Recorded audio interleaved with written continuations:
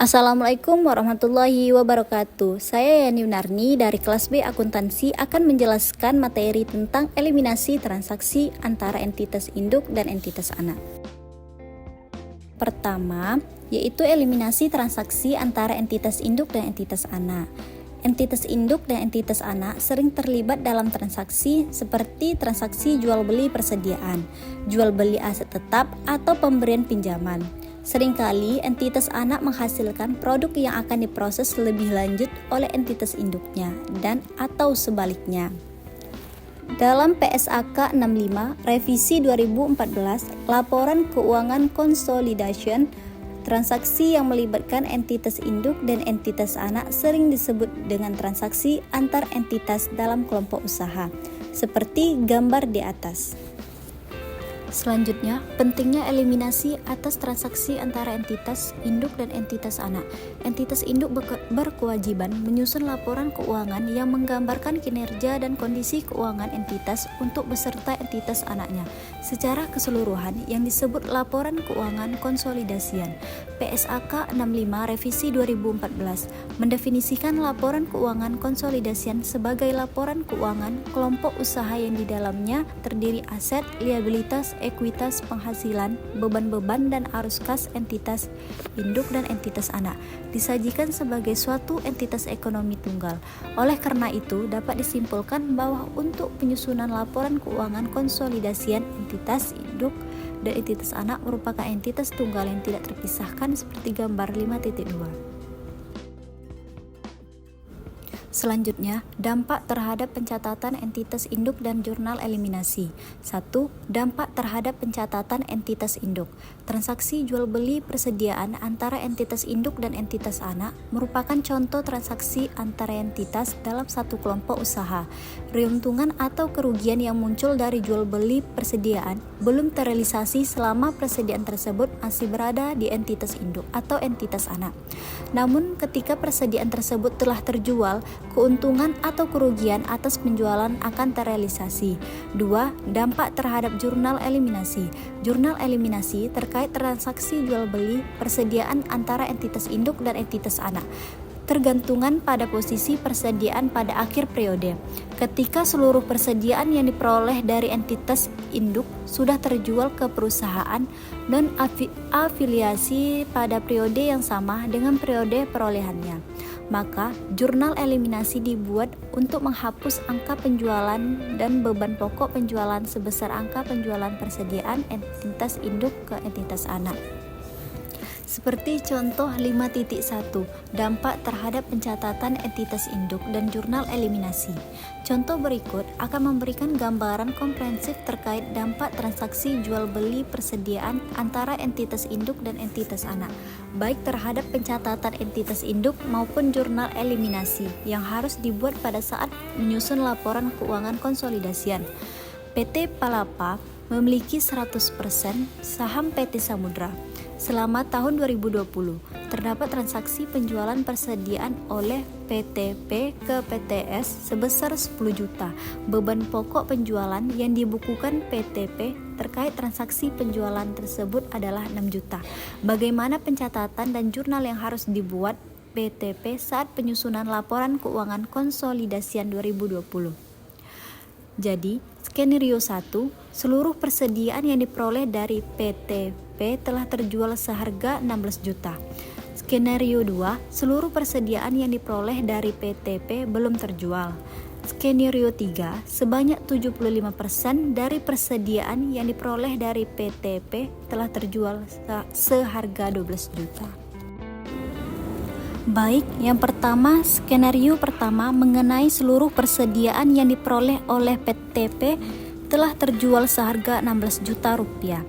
Dilihat pada bagan tersebut bahwa PTP ini menjual persediaan dengan harga 10 juta rupiah dan beban pokok penjualan sebesar 6 juta dan penjualan sebesar 10 juta ini menjadi persediaan PTS dan entitas anak sebesar 10 juta. Kemudian dikatakan bahwa seluruh persediaan tersebut telah terjual kepada perusahaan non-afiliasi seharga 16 juta. Sehingga bisa dilihat pada bagan tersebut penjualan PTS itu senilai 16 juta dengan beban pokok penjualan yang dicatat tercatat itu sebesar 10 juta rupiah. Nah, terkait penjualan ke entitas anak, PTP ini melaporkan keuntungan sebesar 4 juta rupiah didapat dari hasil pengurangan antara penjualan dengan beban pokok penjualan, yaitu 10 juta rupiah dikurangi 6 juta sehingga didapat keuntungan sebesar 4 juta, dan keuntungan ini dikatakan telah terrealisasi karena seluruh persediaan ini sudah terjual kepada perusahaan non-afiliasi. Nah, transaksi hulu dalam contoh ini mengakibatkan pengakuan penjualan sebesar 10 juta dan beban pokok penjualan sebesar 6 juta oleh PTP. Sedangkan PTS juga membukukan penjualan sebesar 16 juta dan beban pokok penjualan senilai 10 juta. Akun penjualan milik PTP dan beban pokok penjualan milik PTS ini harus dieliminasi karena transaksi penjualan tersebut terjadi dalam satu entitas dilihat pada slide, yaitu dengan mendebit akun penjualan dan mengkredit akun beban pokok penjualan masing-masing sebesar 10 juta. Selanjutnya, dampak dari jurnal eliminasi tersebut terhadap penyajian akun penjualan, beban pokok penjualan, dan persediaan dalam laporan keuangan konsolidasi adalah sebagai berikut. Tabel 5.1 dalam jurnal skenario 1 terhadap laporan keuangan konsolidasi. Akun penjualan PTP 10 juta, PTS 16 juta, sebelum konsolidasi 26 juta, eliminasi 10 juta, konsolidasi 16 juta. Beban pokok penjualan 6 juta, PTS 10 juta, sebelum konsolidasi 16 juta, eliminasi 10 juta, konsolidasi 6 juta. Selanjutnya yaitu persediaan.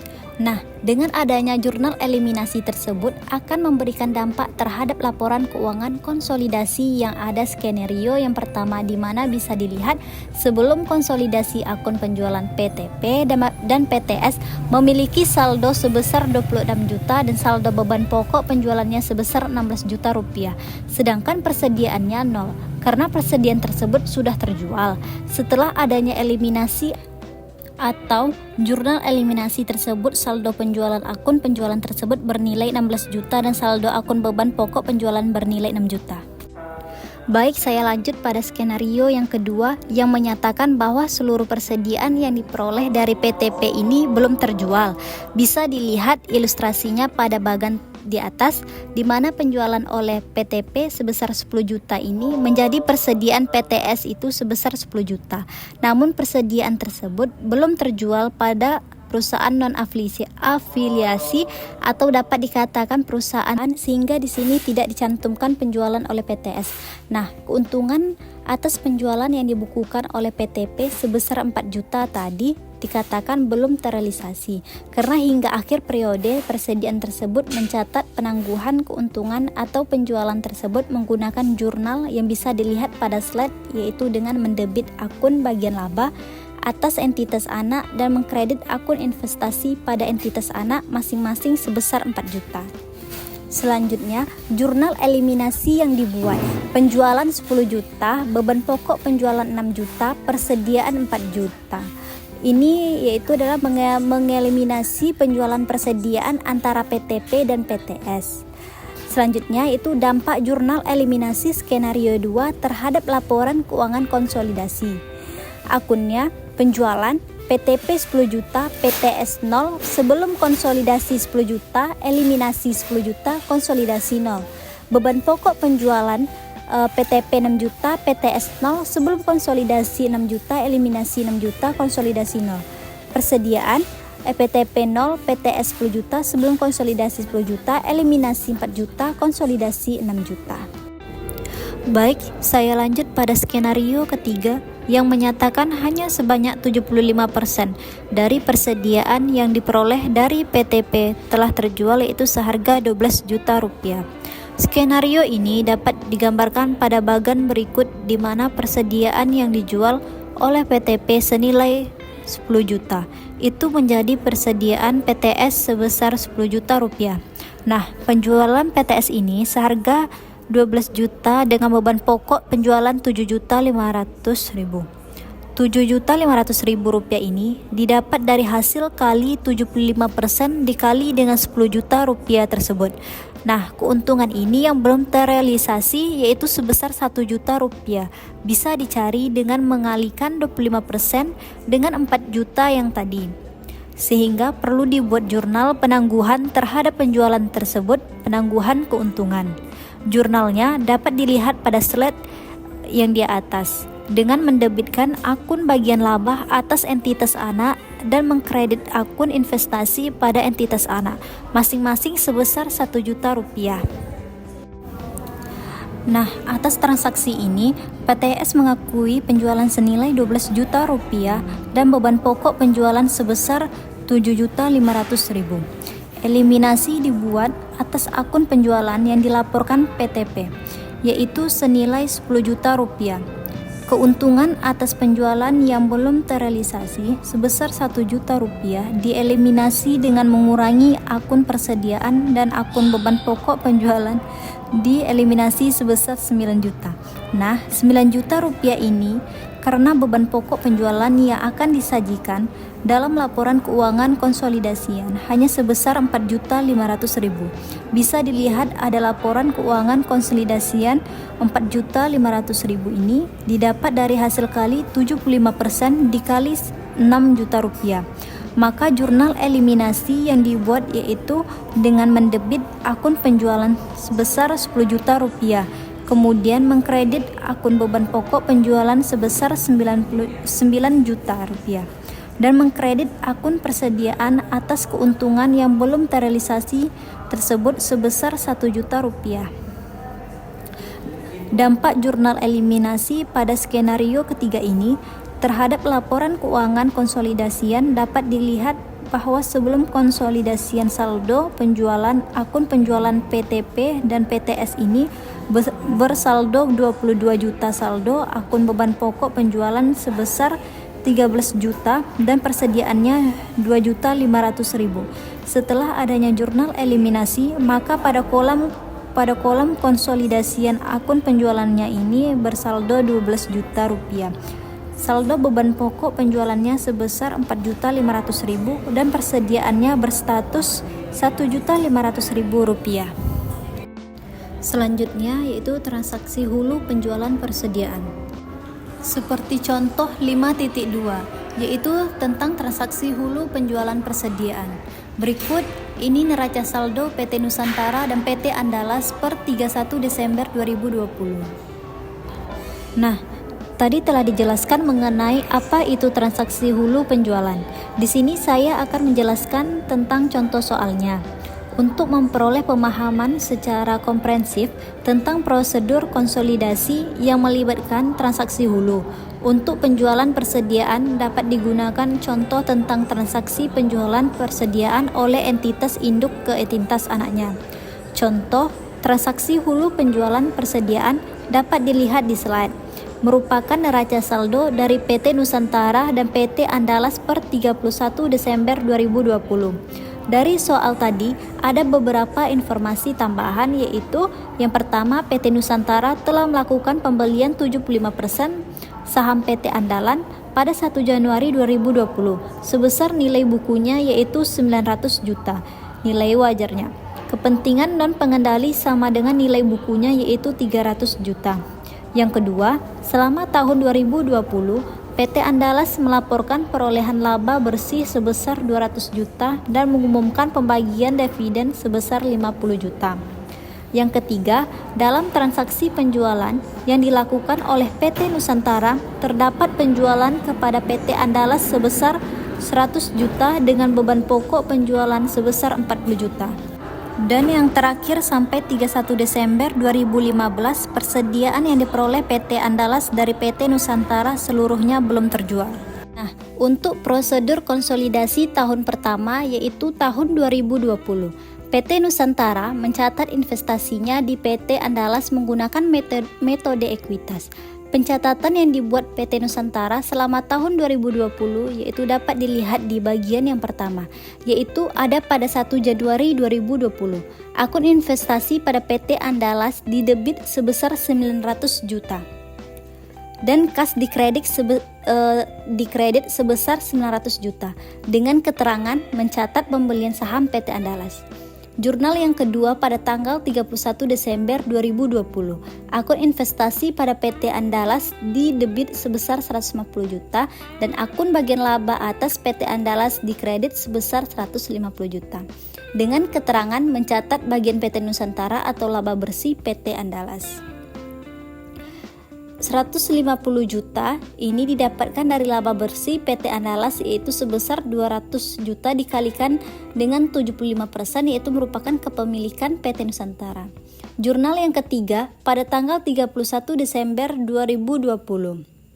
Akun kas didebit sebesar 37.500 dan akun investasi pada PT Andalas dikredit sebesar 37.500.000 dengan keterangan mencatat bagian PT Nusantara atas dividen PT Andalas.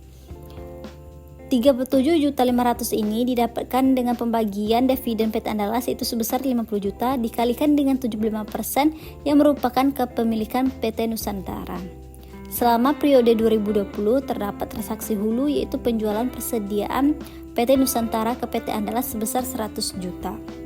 Keuntungan ini merupakan hasil dari penjualan yaitu sebesar 60 juta yang merupakan pengurangan dari harga penjualan PT Nusantara sebesar 100 juta dikurangi dengan 40 juta yang merupakan beban pokok penjualannya.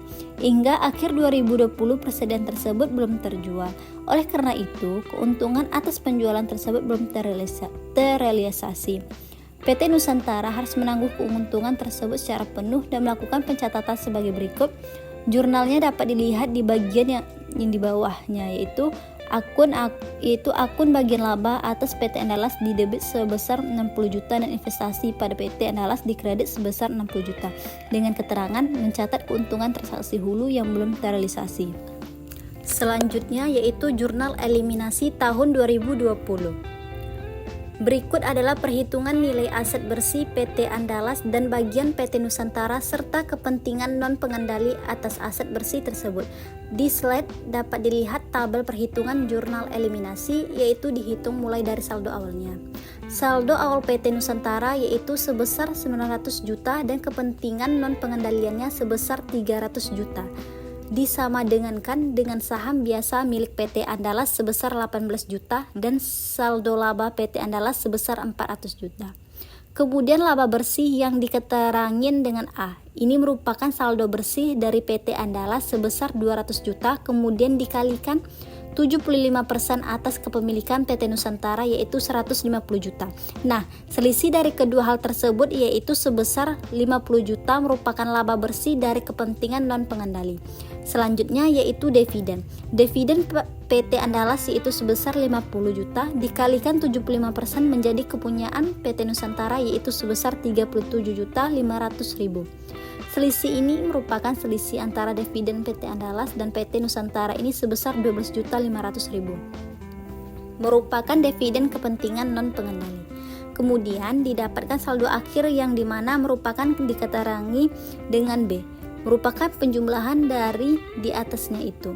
Di PT Nusantara 900 juta ditambah dengan laba bersihnya 150 juta dikurangi dengan dividennya 37.500.000 mendapatkan saldo akhir 1.012.500.000. Kemudian kepentingan non pengendaliannya 300 juta ditambahkan dengan laba bersihnya 50 juta dikurangi dengan dividen 12.500.000 mendapatkan saldo akhir 337.500.000. Ini disamadengankan dengan saham biasa PT Andalas yaitu sebesar 800 juta dan saldo laba PT Andalas yang saldo awalnya 400 ditambahkan dengan laba bersihnya 200 kemudian dikurangi dengan dividen 50 juta menghasilkan saldo akhir 550 juta.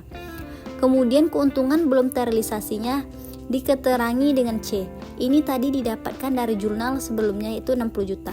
Dan hasil dari pengurangan satu akhir dan keuntungan belum terrealisasi ini dinamakan saldo akhir disesuaikan yaitu sebesar 952.500.000 dan bagian laba atas PT Andalas yang merupakan pengurangan atas laba bersih PT Nusantara dikurangi dengan keuntungan belum terrealisasi PT Nusantara yaitu sebesar 90 juta. Jurnal eliminasi dapat dilihat di slide yaitu jurnal eliminasi yang pertama yaitu 1E merupakan jurnal eliminasi dasar yang dibuat untuk mengeliminasi bagian laba dan dividen PT Nusantara dan kepentingan non pengendali serta investasi awal PT Nusantara di PT Andalas. Jurnal yang pertama yaitu 1E, saham biasa didebit sebesar 800 juta, saldo laba didebit sebesar 400 juta. Bagian laba atas PT Andalas didebit sebesar 90 juta, bagian laba kepentingan non pengendali didebit sebesar 50 juta. Dan mengkredit dividen diumumkan sebesar 50 juta. Mengkredit investasi pada PT Andalas sebesar 952 juta 500 dan mengkredit kepentingan dan pengendali sebesar 337 juta 500. Persediaan yang diperoleh PT Andalas dan dari PT Nusantara belum terjual sepenuhnya sampai akhir tahun 2020. Hingga dari sudut pandang konsolidasi penjualan dan beban pokok penjualan PT Nusantara terkait transaksi hulu harus dieliminasi. Keuntungan atas penjualan juga harus dieliminasi karena keuntungan tersebut belum terrealisasi. Jurnal eliminasi yang dibuat yaitu di bagian 2E, yaitu mendebit penjualan sebesar 100 juta dan mengkredit beban pokok penjualan sebesar 40 juta dan persediaan dikredit sebesar 60 juta. Nah, berikutnya merupakan kertas kerja konsolidasi tahun 2021 yang digunakan untuk menyusun laporan keuangan konsolidasi dapat dilihat di slide yaitu kertas kerjanya seperti tersebut. Nah, berikutnya merupakan kertas kerja konsolidasi tahun 2020 yang digunakan untuk menyusun laporan keuangan konsolidasi dapat dilihat di slide yaitu kertas kerjanya seperti tersebut. Selanjutnya, prosedur konsolidasi tahun kedua 2021. Pada periode berikutnya, yaitu 2021, PT Andalas melaporkan perolehan laba bersih sebesar 250 juta dan mengumumkan pembagian dividen sebesar 100 juta. Persediaan yang diperoleh PT Andalas dari PT Nusantara pada periode 2020 telah terjual seluruhnya pada periode 2021. Pencatatan PT Nusantara 2021 seperti yang di bawah ini. Selanjutnya yaitu tabel perhitungan jurnal eliminasi, yaitu saldo awal pada PT Nusantara 75% itu 1.012.500.000, kepentingan non pengendalian 25% 337.500.000, saham biasa 800 juta, saldo laba 550 juta. Sedangkan laba bersih 180 juta 500.000, kepentingan dan pengendalian 62 juta 500.000, saham biasa 0, saldo laba 250 juta, dividen 75 juta, kepentingan dan pengendalian 25 juta, saham biasa 0, saldo laba 100 juta. Saldo akhir 1.125 juta, kepentingan non pengendalian 25% 375 juta, saham biasa 800 juta, saldo laba 700 juta. Bagian laba atas PT Andalas 187 juta 500.000 ditambah 60 juta sama dengan 247.500 rupiah. Selanjutnya yaitu jurnal eliminasi periode 2021. Keterangan dari 3E yaitu saham biasa didebit 800 juta dikredit 0, saldo laba didebit 550 juta dikredit 0, bagian laba atas PT Andalas didebit 247 juta 500.000 dikredit 0, bagian laba kepentingan non pengendalian didebit 62 juta 500.000 dikredit 0, dividen diumumkan didebit 0 dikredit 100 juta. Selanjutnya investasi pada PT Andalas yaitu didebit 0 dikredit 1.185 juta 500.000, kepentingan non pengendalian yaitu didebit 0 dikredit 375 juta, atau nama lainnya mengeliminasi akun investasi. Selanjutnya yang 4E yaitu keterangan investasi pada PT Andalas debit 60 juta dikredit 0, beban pokok penjualan atau membalik keuntungan penjualan transaksi hulu yang ditangguhkan di periode sebelumnya, didebit 0 dikredit 60 juta. Konsolidasi tahun 2021 yang digunakan untuk menyusun laporan keuangan konsolidasi dapat dilihat dari slide yaitu kertas kerjanya seperti tersebut.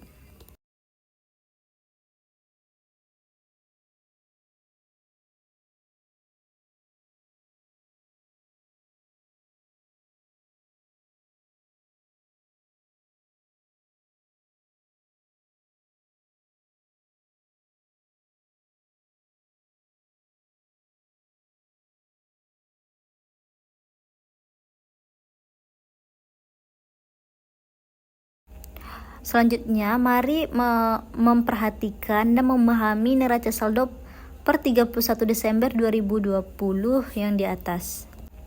Selanjutnya, mari memperhatikan dan memahami neraca saldo per 31 Desember 2020 yang di atas. Selanjutnya yaitu prosedur konsolidasi tahun pertama 2020, yaitu tentang pencatatan PT Nusantara 2020, seperti gambar yang di bawah. Selanjutnya, PT Nusantara melakukan pembelian 75% saham PT Andalas pada 1 Januari 2015 pada nilai bukunya 900 juta, nilai wajar kepentingan non-pengendalian pada saat itu adalah 300 juta. Selain itu terdapat informasi tambahan yaitu PT Andalas melaporkan perolehan laba bersih sebesar 200 juta dan mengumumkan pembagian dividen sebesar 50 juta. Dalam penjualan PT Andalas terdapat penjualan pada PT Nusantara sebesar 80 juta dengan beban pokok penjualan sebesar 50 juta dan hingga 31 Desember 2015 persediaan yang diperoleh seluruhnya belum terjual. Selanjutnya yaitu jurnal eliminasi tahun 2020 pada tabel perhitungan jurnal eliminasi seperti gambar di bawah. Selanjutnya yaitu pada jurnal eliminasi periode 2020 seperti tabel yang di bawah. Selanjutnya yaitu kertas kerja pada konsolidasi 2020 seperti yang di bawah. Selanjutnya yaitu kertas kerja konsolidasi 2020 seperti tabel di atas. Yaitu pada jurnal eliminasi 2020 pada tabel perhitungan jurnal eliminasi. Selanjutnya yaitu jurnal eliminasi periode 2021 seperti tabel yang di atas. Selanjutnya yaitu kertas kerja konsolidasian 2021. Selanjutnya yaitu tentang transaksi penjualan jasa. Selanjutnya yaitu pendapatan jasa yang diakui oleh entitas induk atau entitas anak akan menjadi beban entitas anak atau entitas induk pada nilai yang sama, sehingga tidak terdapat keuntungan yang belum terrealisasi atas transaksi tersebut. Oleh sebab itu, eliminasi yang dibuat hanya menghapus akun pendapatan jasa dan beban.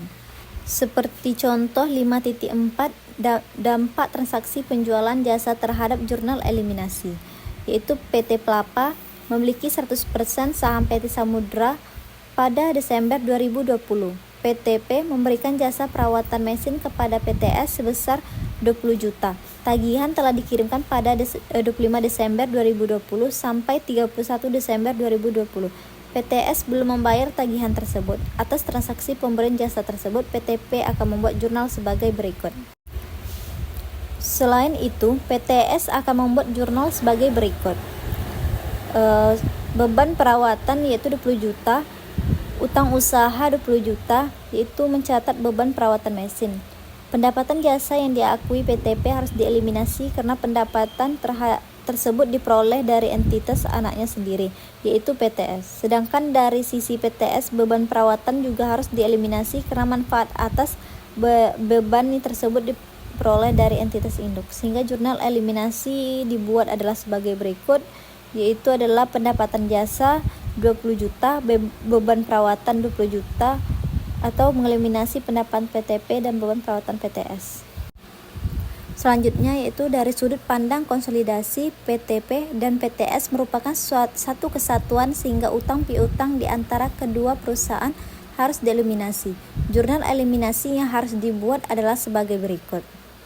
Sedangkan untuk transaksi pemberian jasa dari entitas anak ke entitas induk atau transaksi hilir, jurnal eliminasi yang harus dibuat sama dengan jurnal eliminasi transaksi hulu di atas. Baiklah, demikian presentasi dari saya. Saya mengucapkan atas segala kekurangan dan keterbatasan dan terima kasih kepada teman-teman semua yang sudah memperhatikan. Akhir kata, wassalamualaikum warahmatullahi wabarakatuh.